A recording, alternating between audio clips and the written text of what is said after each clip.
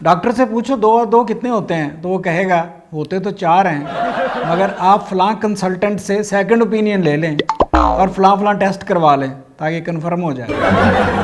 आसफ जरदारी से पूछो 2 और 2 कितने होते हैं, तो कहेंगे आप कितने चाहते हैं।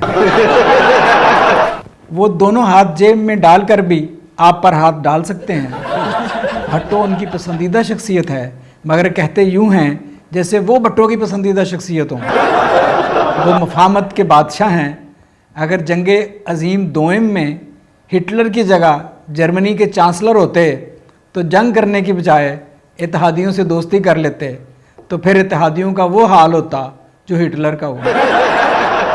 जन्नत ज़िया के ज़माने में भट्टो की जगह अगर आसफ जरदारी होते तो फांसी चढ़ने की बजाय ज़िया हुकूमत में वज़ीर आज़म होते और 3 माह में ज़िया उनके हाथों मुशर्रफ हो चुका होता। पीपल्स पार्टी की सियासत का सफ़र एक लफ्ज़ में बयान करना हो तो वो ये है, ये ZA से शुरू हुई और AZ तक पहुंची।